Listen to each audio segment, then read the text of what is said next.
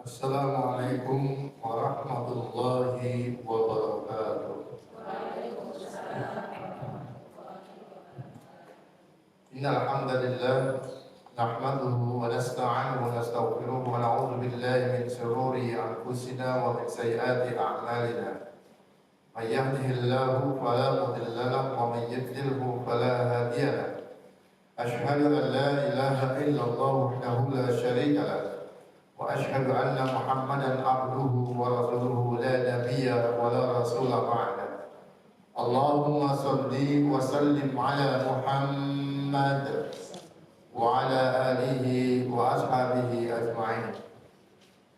Para ibu-ibu muslimah Masjid Al-Ikhlas Belatrek yang insyaallah sama-sama dimuliakan Allah Subhanahu wa taala. Wabil khusus kepada Ketua Muslimah Villa Anggrek yaitu Ibu Haja Jenny. Semoga Allah senantiasa menjaga kesehatan beliau sehingga dapat melayani kita dalam hal belajar mengkaji ilmu Allah dengan lebih baik lagi. Amin ya rabbal alamin. Pada kesempatan hari ini insya Allah kita akan mempelajari ilmu yang langka, yaitu terkait dengan ilmu waris. Meskipun pada pertemuan sebelum-sebelumnya kita sudah beberapa kali membahas, namun atas saran dari pengurus Majelis Taklim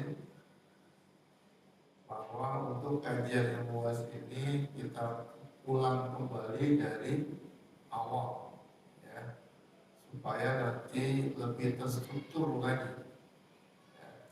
Makanya kenapa tema yang saya ambil pertama dalam pertemuan pertama ini terkait dengan urgensi mempelajari ilmu waris. Tema ini saya angkat mengingat masih banyak di antara kita atau saudara-saudara kita yang belum menganggap bahwa mempelajari ilmu waris itu adalah suatu kewajiban. Ya. Masih banyak di antara mereka yang menyepelekan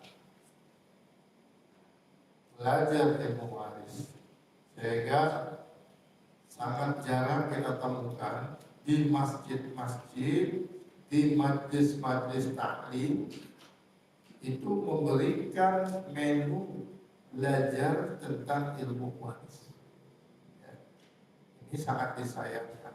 Padahal mempelajari ilmu waris itu hukumnya wajib. Kalau tidak dianggap sebagai wajib ain, minimal wajib kifayah. Karena dalam hal ini ulama berbeda pendapat. Sebagian ada yang mengatakan ini wajib ain. Kenapa wajib ain?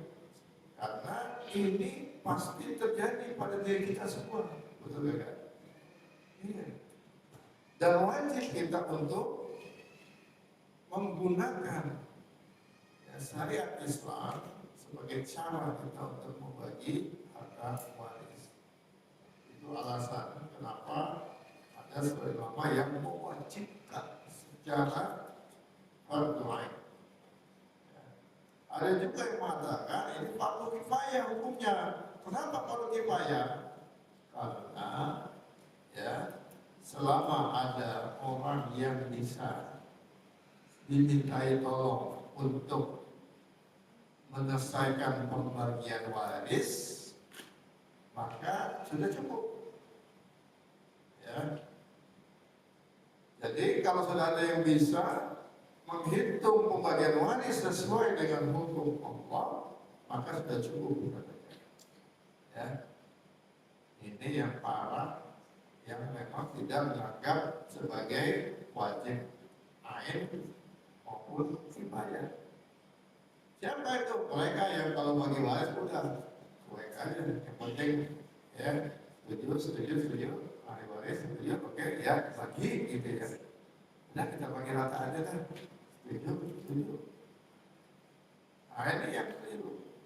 Ya, saya berharap nanti setelah kita belajar ini tidak demikian. Minimal kita menganggap bahwa belajar di sini adalah wajib upaya, sehingga kalau kita tidak bisa mengerjakannya sendiri, menghitungnya sendiri, sangat ada kejadian kita harus bagi waris karena ada di antara anggota keluarga kita yang meninggal atau saudara kita yang meninggal, minimal kita panggil orang yang ngerti cara bagi waris. Ya, bukan memanggil ustaz, ya, tapi orang yang ngerti tentang ilmu waris ini, terutama yang ngerti ilmu waris secara Islam. Ya, karena nanti ada orang juga yang mengerti ilmu waris tapi secara hukum positif. Ya, ada juga orang yang mengerti waris berdasarkan hukum adat. Jadi yang kita panggil itu adalah orang yang ngerti hukum waris secara Islam. Hukum waris Islam. Ini tuh yang kita cari. Ya, jangan salah itu, jangan salah. Jadi bukan ke ustaz. Ya, bukan ke ustaz. Kenapa saya katakan bukan ke ustaz? Karena jangan sampai ada kejadian, Bu. Ya, ini ada orang meninggal nih. Ya, saudaranya meninggal, keluarganya meninggal. Ceritanya dia mau bagi-bagi waris, ya, dengan memanggil seorang ustaz. Ustaz yang dipanggil memang ustaz yang punya kapasitas, ya, jamaahnya banyak, begitu ya. Tapi ketika diminta untuk menyelesaikan kasus waris, ya, dia menggunakan pendapat pribadinya, ya. Jadi tidak terlalu menguasai ilmu waris. Yang dia pahami, pokoknya laki-laki 2 bagian, perempuan 1 bagian. Udah begitu aja kan. Ya. Ini semua juga udah tahu, gitu kan. Sehingga apa yang terjadi? Ketika dibagi, ya, itu sangat banyak sekali penyimpangan yang terjadi. Ya. Ini yang pernah saya ceritakan. Ya, pada beberapa bulan yang lalu, ya, ketika ada salah seorang jamaah saya minta tolong dikonfirmasi terkait dengan pembagian waris yang dilakukan oleh keluarga istrinya. Ya, jadi keluarga istrinya ini udah bagi-bagi waris berdasarkan petunjuk ustaz yang ada di kampungnya. Terus ketika saya tanya bagaimana hasil pembagiannya, begini Pak Ustaz, ya, saya sebagai suami masa kagak berhak mendapatkan harta waris dari harta istri saya? Karena menurut pendapat Ustaz yang di sana, selama ini saya tidak menafkahi, melalaikan kewajiban menafkahi anak saya yang dirawat oleh ibu mertua saya di kampung sana. Sehingga saya nggak kebagian, nggak dikasih. Seluruh sertifikat rumah milik istrinya dikuasain sama ibu mertuanya. Saya bilang ini dalilnya dari mana yang begini? Ya, udah gini aja lah, kita ketemu aja langsung ke Solo. Saya datangin ke kampungnya, ya, setelah sampai di kampungnya, ini rencananya nih, sebelum saya sampai sana, rencananya saya akan bertemu dengan keluarga si istri plus ustaz yang memberikan fatwa terkait dengan pembagian waris yang tidak melibatkan suami sebagai ahli waris. Bayangkan.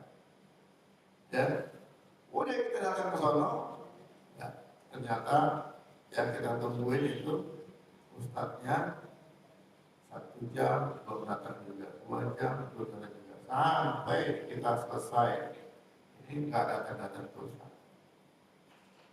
Mungkin dia takut atau entah gimana. Ya.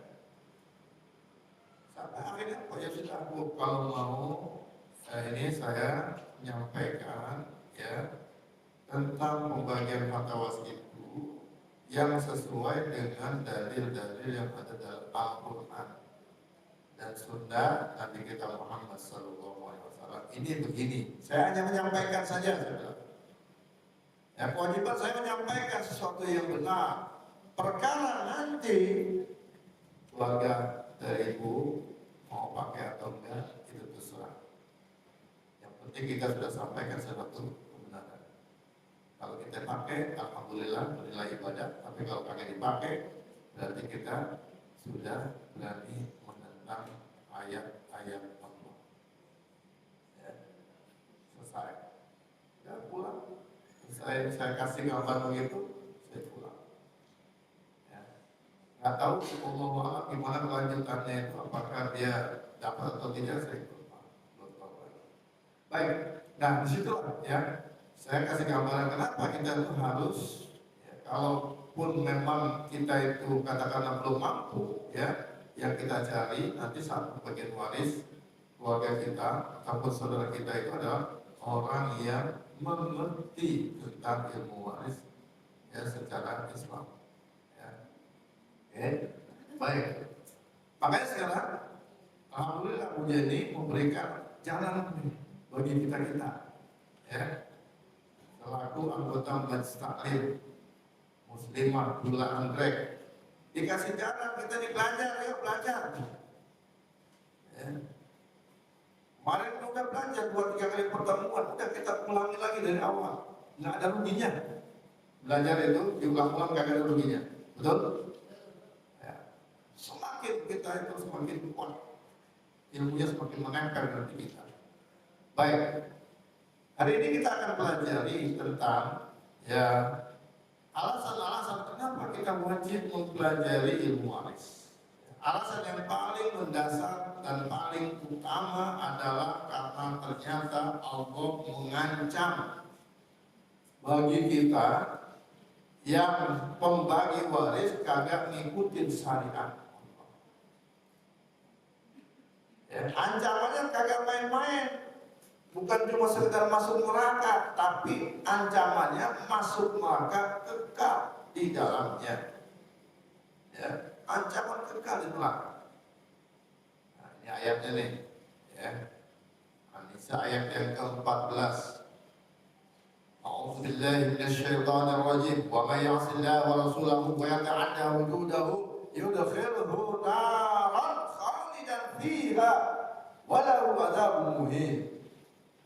Kata Allah, barang siapa yang bermaksiat kepada Allah dan Rasulnya, ya, dan dia menantang hududnya itu adalah ketentuan-ketentuan hukum yang terkait dengan urusan waris, ya, karena 2-3 ayat sebelum ayat ini itu bicara masalah waris, ya, kata Allah, yudkhilhu nar, masuk neraka.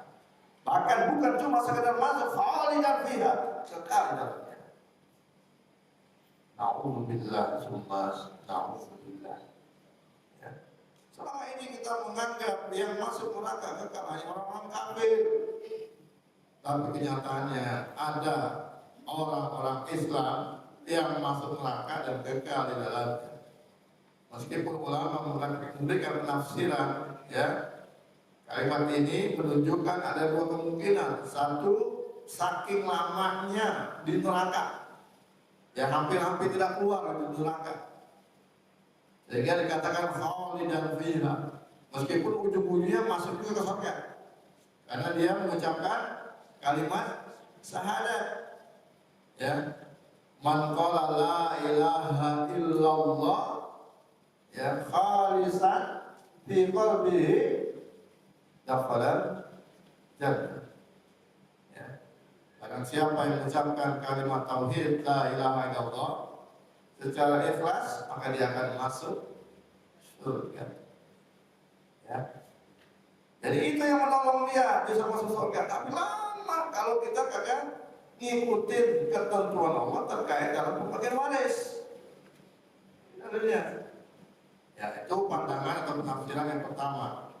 Yang kedua, ulama juga mengatakan bahwa itu betul-betul ya dia akan masuk neraka dan kekal dalamnya. Ya. Nah, jadi ancaman yang terberat minimal adalah masuk neraka dan lama di nerakanya.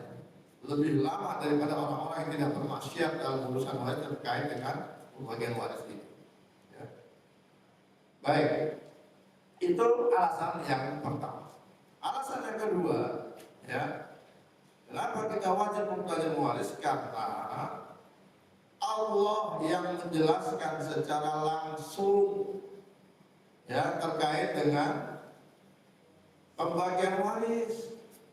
Ya, kan Allah memberikan mensyariatkan ibadah banyak ya kan di dunia ini banyak kita ya, kepada hambanya, termasuk ibadah sholat, ya haji itu syariat yang Allah tetapkan.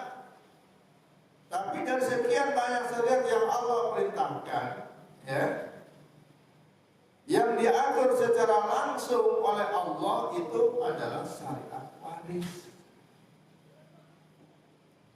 Syariat sholat misalnya, meskipun penting, ya, tapi tentang bagaimana tata cara sholat kita kagak dapetin itu di dalam Al-Quran, enggak dapet kita. Silakan cari deh. Ada nggak di Al-Quran yang membicarakan tentang tata cara sholat, ya, mulai dari takbiratul ihram sampai dengan salam? Ada nggak? Ya, nggak ada secara rinci kan? Siapa yang merincikan? Nabi. Ya, haji, coba silakan cari tata cara atau rukun haji, ya. Ada nggak digambarkan dalam Al-Quran? Tidak. Ya. Tapi untuk urusan waris ternyata Allah langsung yang menjelaskan, ya, siapa yang dapat setengah, siapa yang dapat seperempat, siapa yang dapat seperdelapan, siapa yang dapat seperenam, siapa yang dapat sepertiga, siapa yang dapat 2/3. Itu Allah yang menjelaskan langsung. Ya. Bukan Nabi yang menjelaskan langsung, Allah yang menjelaskan langsung. Bayangkan. Ya. Saking pentingnya ilmu aja. Ya. Baik, ini kita lihat ya dalam Quran surah An-Nisa pada ayat yang ke-11, 12, 13, 14 dan 176. Itu ayat-ayat yang menjelaskan secara langsung terkait dengan pembagian waris. Ya. Oke, nanti kalau ini silakan ya dibaca sendiri di rumah ayat-ayatnya. Yang jelas, ya, kalau kita lihat sini, ya ini saya ambil contoh satu ayat aja, tapi nggak semuanya, biar kita paham, ya. Yaitu ayat yang ke-11, kita lihat. A'udzubillahi minasyaitonir rajim. Yusikumullahu fi auladikum lidzakari mithlu hadzil unsayayn. Ya. Jadi kata Allah sudah mewasiatkan kepada kalian, wahai hambaku, ya, sudah mewasiatkan kepada kalian terkait dengan pembagian waris. Kata Allah, ya, pembagian waris untuk anak-anakmu itu lidzakari mithlu hadzil unsayayn. Bagi yang berjenis kelamin laki-laki itu mendapatkan 2 bagian dan yang berjenis kelamin perempuan 1 bagian. Ya. Jelas sekali ayatnya ini. Ya, kalau anaknya ada laki ada perempuan, ya, anaknya laki 1, perempuan 1, ya, suaminya atau bapaknya meninggalkan seorang istri dapat 1/8 karena suaminya meninggal punya keturunan, anaknya dapat sisa dengan ketentuan yang laki 2 bagian, yang perempuan 1 bagian. Berarti sisanya itu laki 2/3 kali 7/8. Karena yang 1/8 udah dikasih kepada istri. Perempuannya berarti 1/8, 1/3 kali 7/8 kali harta yang ada. Ya. Ya. Nah itu kalau anaknya laki perempuan 2 orang, satu-satu gitu ya. Nah kalau seandainya lakinya 2, perempuannya 1, ya tinggal dihitung aja ya kan, laki-laki 2 kepalanya, ya kan? Kalikan 2 berarti jadi 4, tambah 1 kepala perempuan jadi 5. Maka tinggal dibagi sisanya itu yang laki-laki 2/5 kali 7/8. Yang perempuan 1/5 kali 7/8 kali harta warisnya. Selesai. Ya. Itu kalau anaknya laki dan perempuan. Ya. Ya. Kemudian bagaimana kalau seandainya anaknya perempuan semua? Ya kan? Wa in kunna nisa'an fawqasnataini falahunna sulusa ma tarak. Itu dijelaskan langsung oleh Allah. Kalau anaknya perempuan semua kata Allah, ya, maka bagi anak perempuan itu jatahnya cuma 2/3 saja. 2/3. Ya. Ada seorang meninggal dunia, meninggalkan seorang istri dan 2 orang anak perempuan, atau 3 orang anak perempuan, atau 5 orang anak perempuan, atau 10 orang anak perempuan sekalipun tanpa anak laki-laki, maka pembagian warisnya yang si istri dapat 1/8, kemudian anak-anak perempuannya itu cuma dapat 2/3. Ya, dibagi rata. Anak perempuannya 2/3 dibagi 2. Anak perempuannya 5, 2/3 dibagi 5. Anak perempuan 10, 2/3 dibagi 10. Begitu. Ya, jelas ya? Nah. Terus sisanya kemana Ustaz? Kan masih ada sisa berarti ya. Karena istrinya cuma dapat 1/8. Anak-anaknya cuma dapat 2/3, berarti masih ada sisa itu Ustaz. Nah, sisanya nanti dicarikan ahli waris yang menghabiskan sisa. Ya apa itu? Lihat, ya, yang ke bawah dulu, yang ke bawah dulu. Karena anak laki itu kagak ada ya kan? Anak perempuan. Anak laki boleh jadi nggak ada pada saat si suami meninggal, ya. Boleh jadi tidak ada, ya, tapi cucu dari anak laki boleh jadi hidup saat suaminya meninggal atau bapaknya meninggal. Kalau ada cucu dari anak laki-laki yang laki-laki, maka dia menghabiskan sisanya. Nah kan anaknya perempuan semua, iya anaknya perempuan semua itu yang hidup saat bapaknya meninggal. Ya, sebelum bapaknya meninggal itu ada anak lakinya 1 udah meninggal duluan, tapi dia punya anak laki-laki. Oh, gitu. Ya, paham? Iya.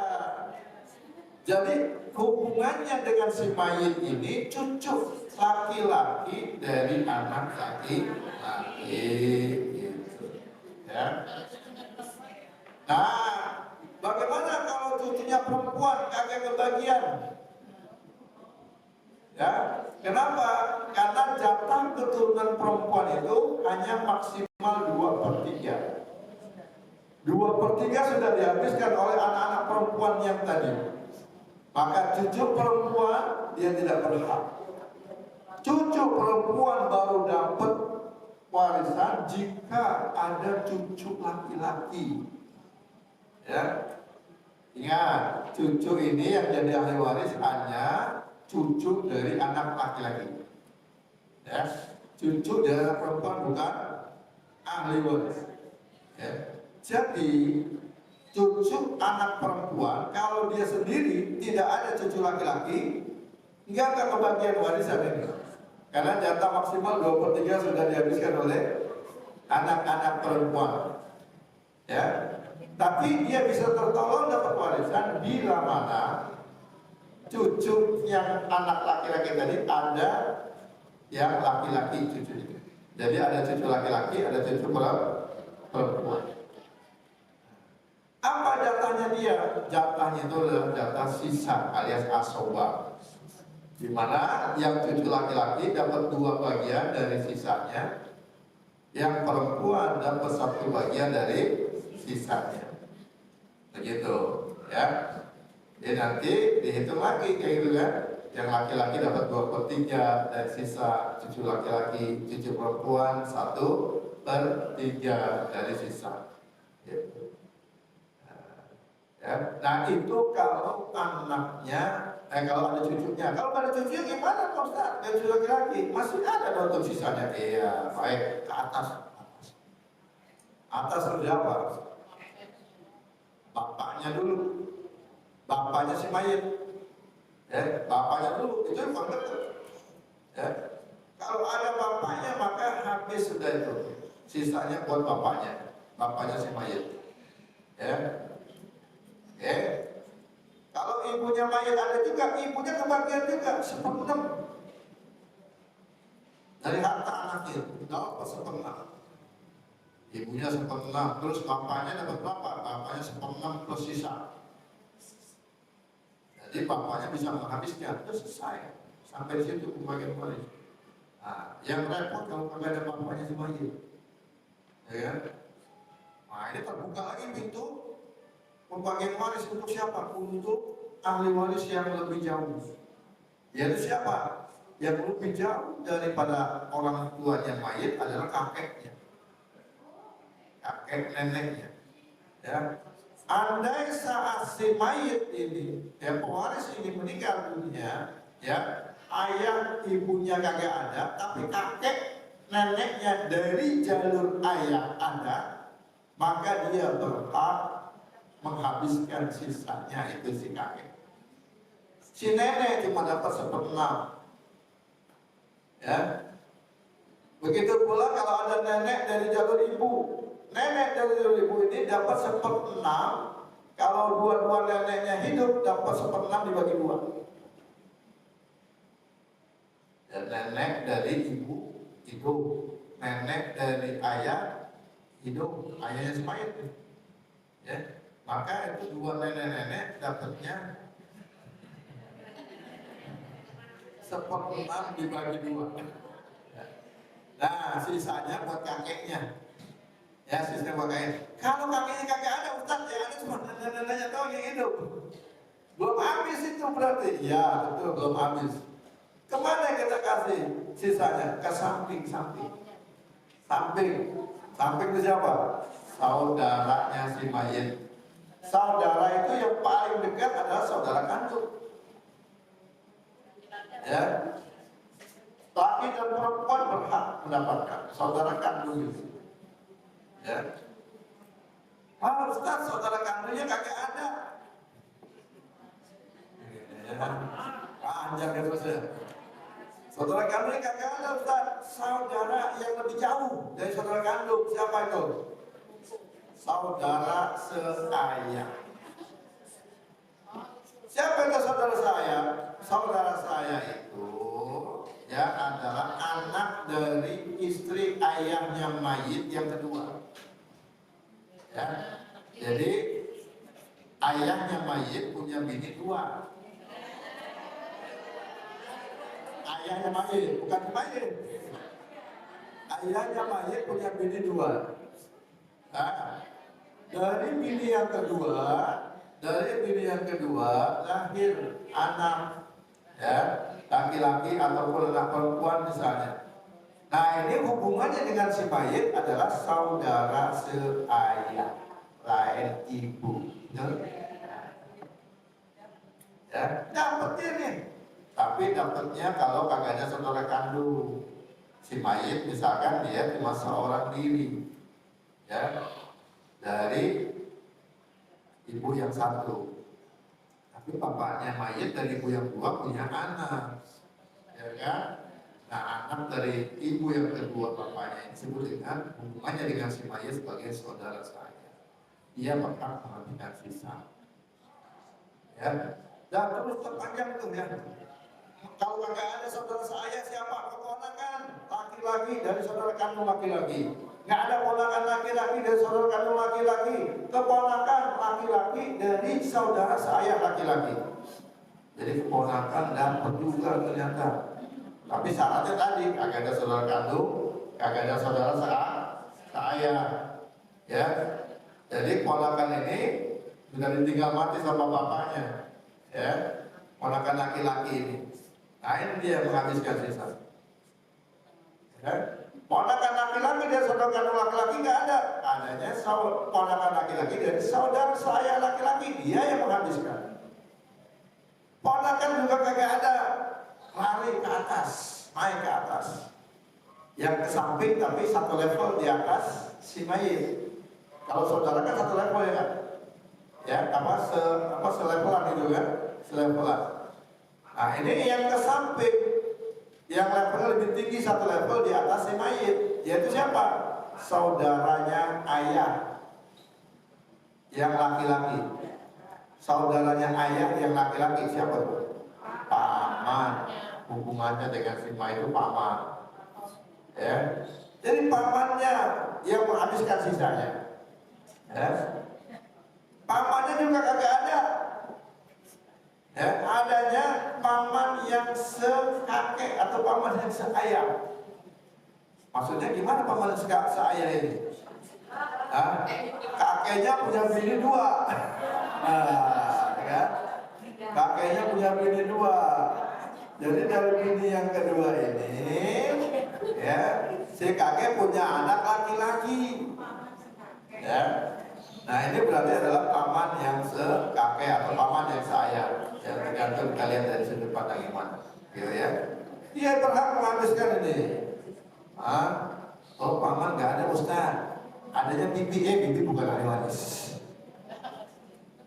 Bibi bukan ahli waris. Ya, baik dari jalur ayahnya maupun dari jalur ibunya si mayit bukan ahli waris bibi. Bahkan pamannya dari si mayit dari jalur ibu juga bukan ahli waris. Ya, jadi paman yang jadi ahli waris itu hanya dari jalur ayah, laki-laki saja. Gitu. Ya.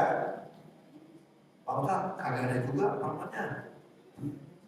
Anaknya paman yang laki-laki.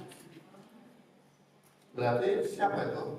Hubungannya dengan si mayit berarti sama dengan apa? Saudara sepupu. Ya, sepupunya mayit berhak menghabiskan sisa. Ya. Tapi dia panjang di jalurnya kan? Ada akhir-akhir itu.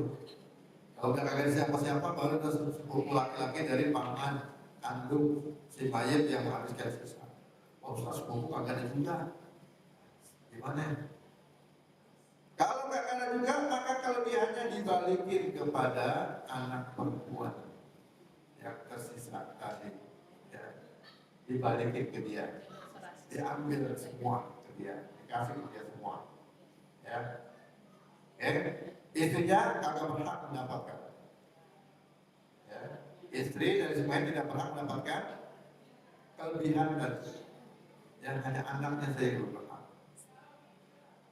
Nah, ini udah satu pembahasan khusus. Ya. Nanti kita akan kaji lebih dalam lagi dalam membahas tentang siapa saja ahli waris. Ya, itu saya hanya berikan gambar sekilas saja.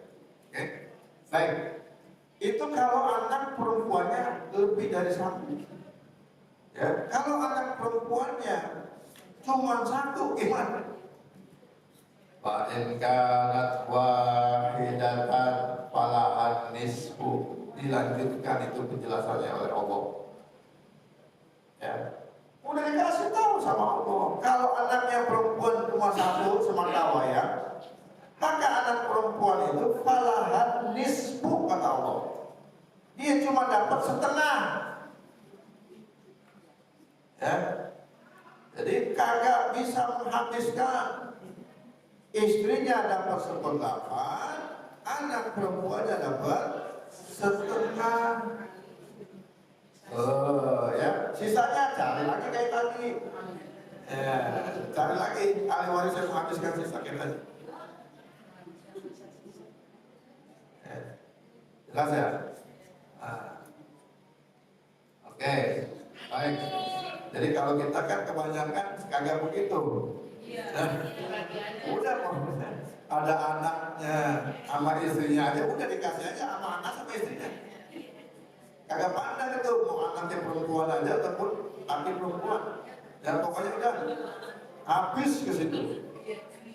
Ya, giliran saudara-saudaranya manyun itu. Ya, kagak dapet. Ya, saudara-saudaranya manyun. Bu, hati-hati ya. Jangan sampai begini ya. Oke. Baik, saya lanjutkan. Ini saya sudah gambarkan tentang pembagian ya yang diatur oleh Allah. Pembagian dari Allah. Ini baru sedikit saya jelaskan. Kalau saya jelaskan semua nggak cukup waktunya. Ya. 3 ayat tersebut kalau saya jelaskan semua lama. Ya. Nanti aja. Ya, kita masuk pada pembahasan khusus spesifiknya. Baik, sekarang yang ketiga, alasan kenapa kita wajib belajar waris. Ternyata ada perintah Nabi secara khusus. Ya. Jadi ini juga sama. Kita nggak pernah mendapatkan Nabi memerintahkan secara khusus tentang belajar suatu ibadah. Contoh, sholat aja yang kita anggap ini merupakan ibadah yang paling utama. Ya kan, sebagai imaduddin, ya, sebagai tiangnya agama. Nah, apakah pernah kita mendengar hadis yang menyatakan kepada kita, yang memerintahkan kepada kita untuk mempelajari ilmu salat? Ta'allamul fiqh salat misalnya, pelajari olehmu fikih salat. Ada nggak hadis yang kayak begitu? Pernah nemu? Gak pernah kan? Ya. Padahal sholat ibadah yang sangat penting. Tapi Nabi gak pernah memerintahkan kepada kita untuk mempelajari fikih sholat secara langsung. Ya. Meskipun penting itu sholat. Dan belajar fikih sholat itu wajib atau tidak? Wajib atau tidak? Wajib. Wajib ain. Kenapa? Karena berhubungan dengan kewajiban kita untuk melaksanakan sholat. Gimana kita mau melaksanakan kewajiban sholat kalau kita kagak tahu ilmu sholat? Maka wajib hukum mempelajari ilmu sholat. Yang fikih sholat wajib kita pelajari. Karena itu yang memang menjadi kebutuhan kita. Nah, begitu pula waris juga sama. Wajib kita untuk menjalankan pembagian waris sesuai dengan syariat Allah. Maka wajib pula kita mempelajari. Begitu, ya. Apalagi untuk khusus waris ini ada perintah Nabi secara khusus. Perintah Nabi secara khusus mengatakan ta'allamul faraid, dan pelajari ilmu waris. Bahkan Nabi memerintahkan kita bukan cuma sekedar belajar, wa'allimuha, ajarkan juga itu ilmu waris. Belajar dan mengajarkan. Ya, belajar dan mengajarkan. Coba. Ya, ini kita udah belajar nih.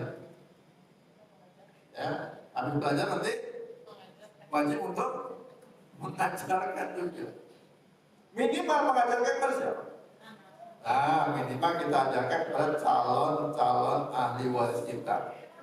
Kita sebagai istri, calon ahli waris yang utama kita itu siapa? Suami kita, anak-anak kita, orang tua kita. Itu calon ahli waris inti kita. Kalau kita meninggal dan mereka masih hidup, mereka dapat konsen semua. Ya, kita meninggal, ayah ibu kita masih hidup, suami kita masih hidup, anak-anak masih hidup, laki dan perempuan masih hidup, semuanya dapat warisan. Maka ini yang wajib kita ajarkan setelah kita belajar. Pak, sini Pak. Nah, sini nak. Mumpung mama masih hidup. Ya, mama mau kasih tahu ke kalian semua.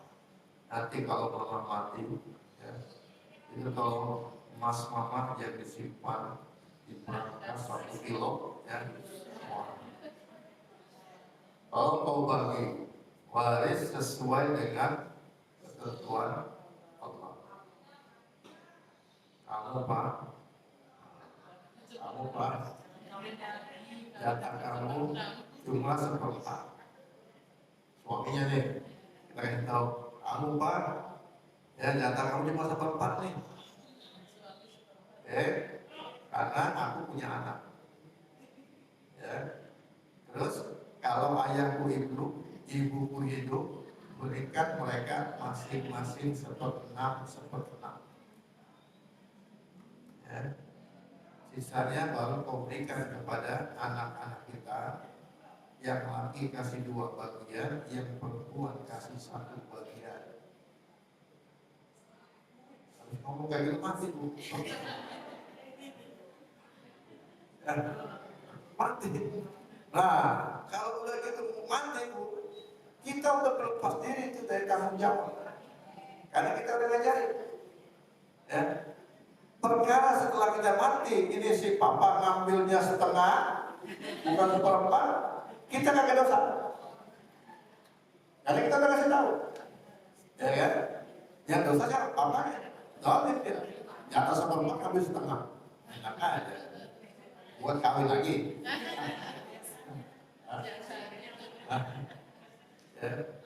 Ya nggak apa-apa, Bu. Mau kawin lagi nggak apa-apa. Itu sudah haknya dia. Hak suami ibu itu, ya. Nah, ibu jangan ntar pas udah kawin lagi saya sih gitu. Jangan kawin lagi.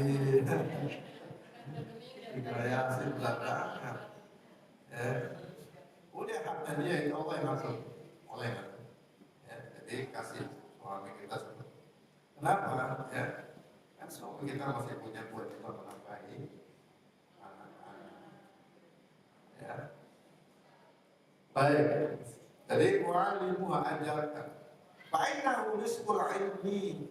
Alasan yang lain kenapa kita diminta belajar waris, karena ternyata ilmu waris itu bobotnya separuh daripada ilmu yang ada di dunia. Kita belajar waris, belajar ilmu matematika. Belajar waris kita belajar ilmu biologi.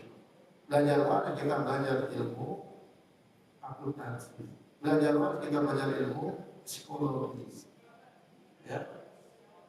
Jadi bobotnya itu sama separuh dengan ilmu yang ada di dunia ini. Separuh ilmu yang ada di dunia.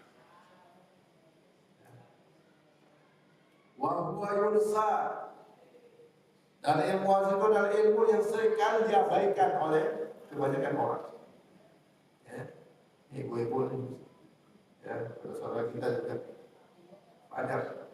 Karena fakta menyatakan bahwasannya ketika dalam satu majlis ataupun masjid, ketika ditanya apakah kita pernah belajar waris, rata-rata jawabnya belum.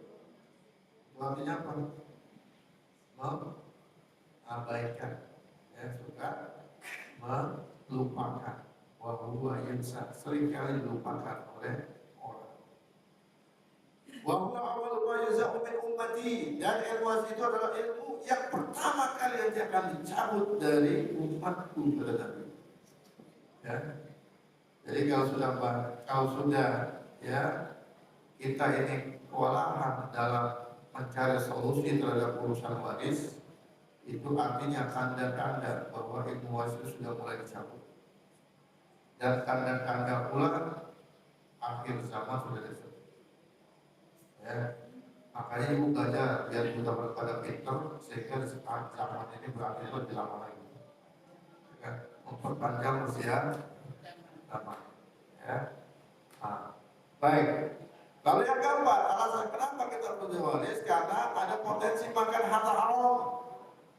Ya, iya pastilah. Ya. Kalau kita kagak belajar waris, terus kita baginya berdasarkan apa coba?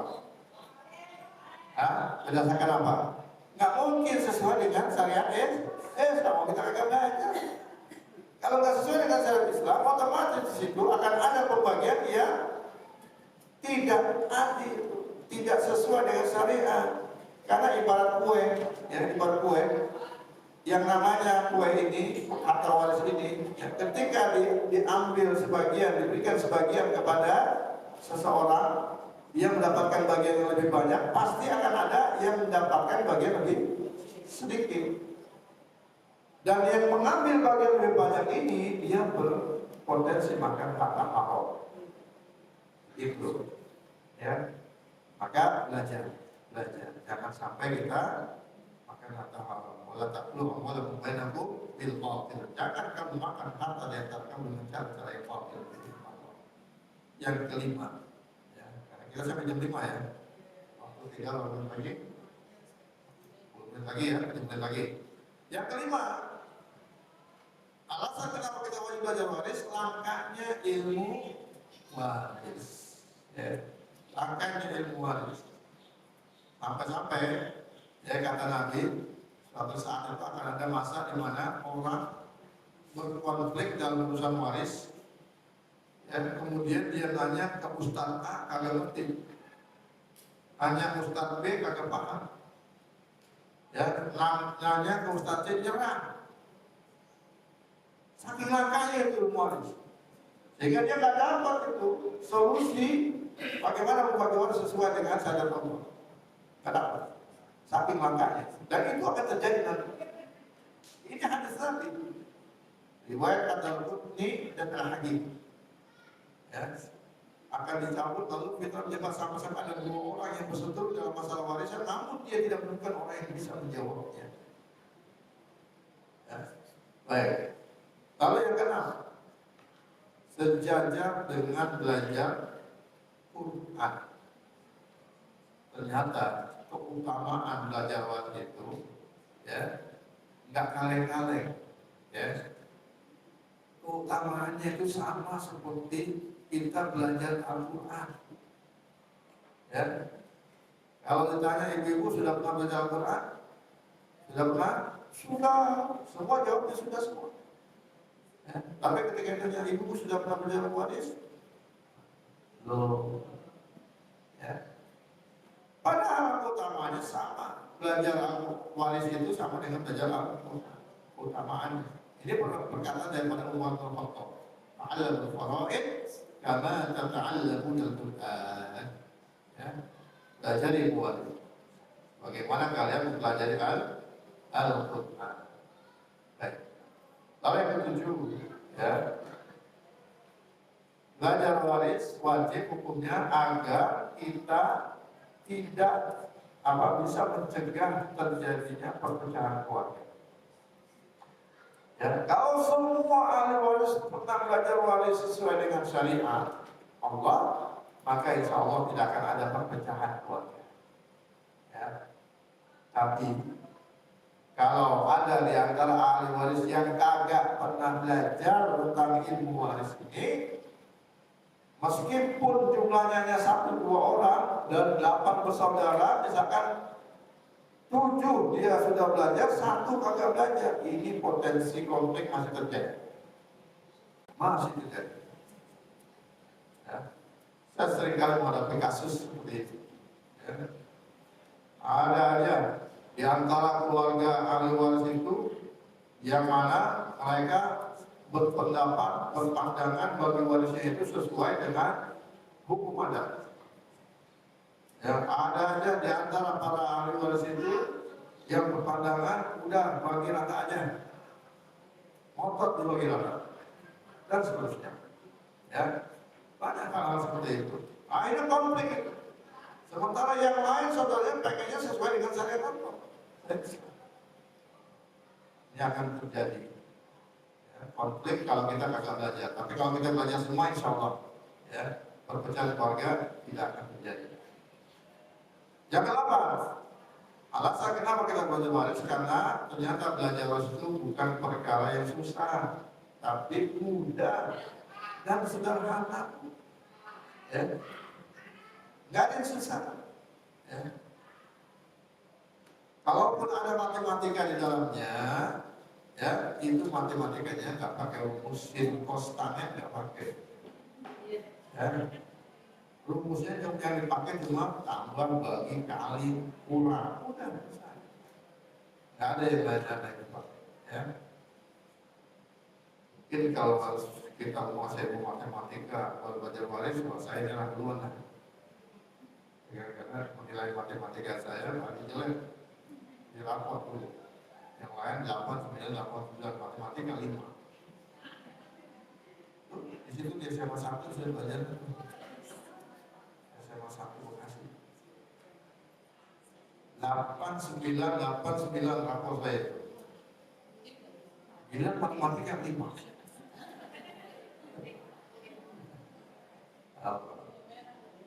Baik. Dan yang terakhir, yang ke-9, kenapa kita wajib belajar waris? Banyak penyimpangan. Ya, supaya kita tidak menyimpang, ya kita perlu belajar. Ya, dalam pembagian waris itu memang banyak sekali penyimpangan yang terjadi. Nah, penyimpangannya seperti apa? Itu insya Allah nanti kita lanjutkan pada pertemuan berikutnya. Ya, oke. Jadi untuk hari ini kita cukupkan sampai sini. Pas kelima, ya kita buka sesi tanya jawab.